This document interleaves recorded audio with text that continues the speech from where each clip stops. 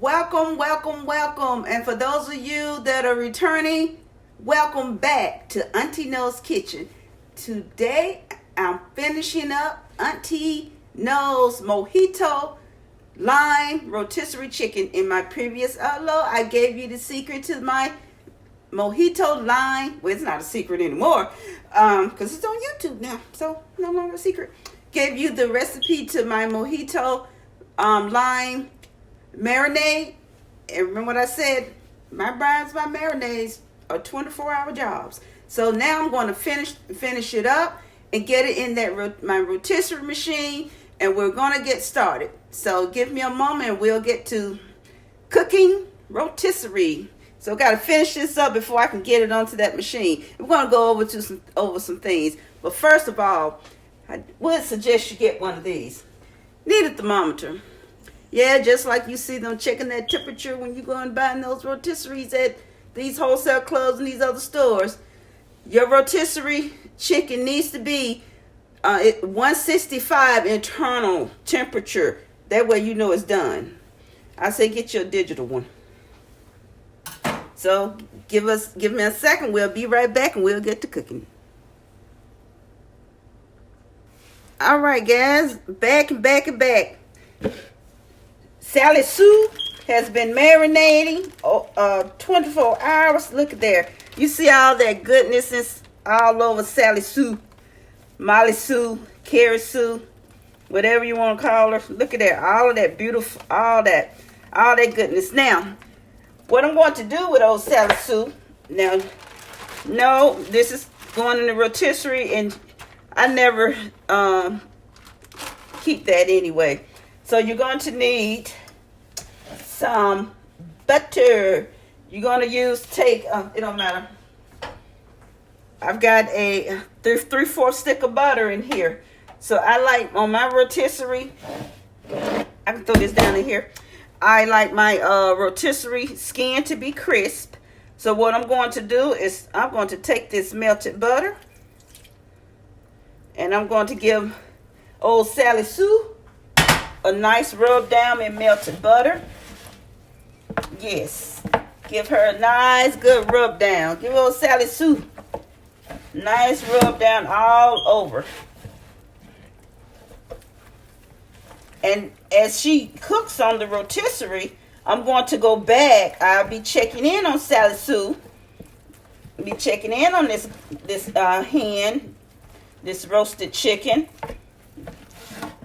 And what I'll be doing is making sure, I'll be basting it with butter again.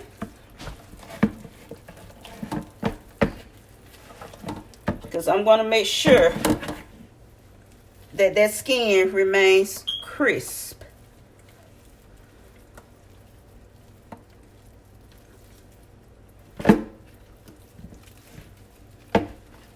Yep. I'm going to make sure that skin remains crisp.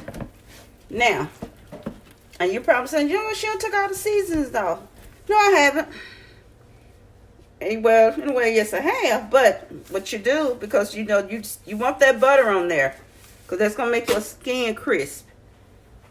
So, what you're going to do is going to take some of this Mojito, and you're going to combine this Mojito dry seasonings, and you're going to combine some Mojito lime pepper, Mojito. You're going to combine that in a bowl.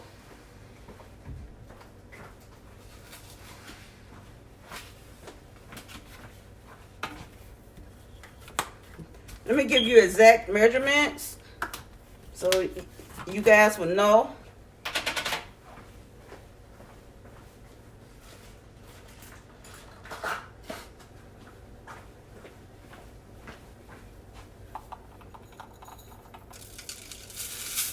You're going to take 1/8 cup of each. 1/8 cup.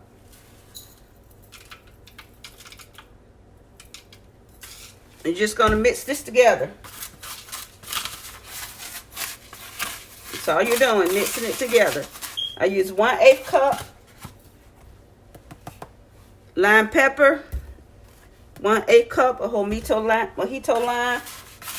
And make sure you combine this well, because this is you're gonna put this dry rub on top of that this butter base.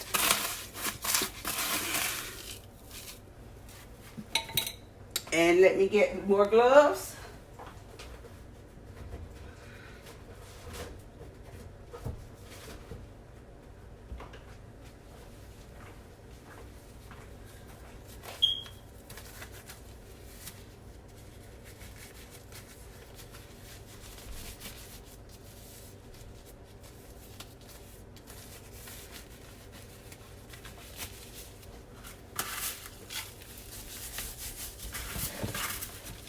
You're going to sprinkle that on those salad soup.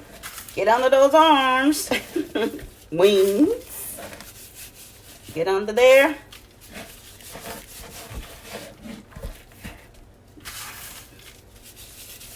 Flip those salad soup over. Get those legs.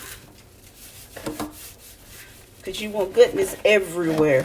Because you want to be able to taste your seasonings.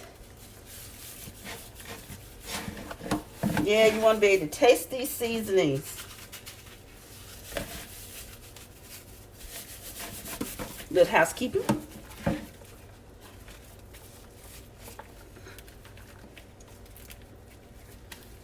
And while I get this ready for my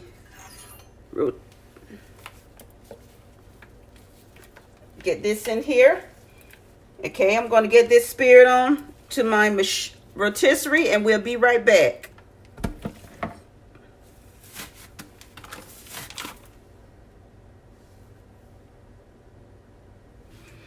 All right, Gato, whatever I called her, she's had so many names. She's got the chicken in the rotisserie. It's gonna go for an hour. Then I'm gonna come back, baste it with some more butter, because I want to get that skin crispied up. Also, I'm going to cook this on slow. I'm going to cook it on slow. I ain't got nothing but time today. So I don't want to cook it too fast, because when you cook them fast, you know, you're going to get outside is going to be dark, it's going to burn, and your inside is going to be raw. So you want to cook it on slow. So that's why I have my setting on, see if you can see this. I have my setting on low, and I'm cooking it for an hour, and then I'll come back and in between, and I'll be checking temperatures. But there's no need for me to check the temperature after 1 hour. I check the temperature after at least an hour and a half, and I'll be checking temperatures. So check back with you guys in a little bit.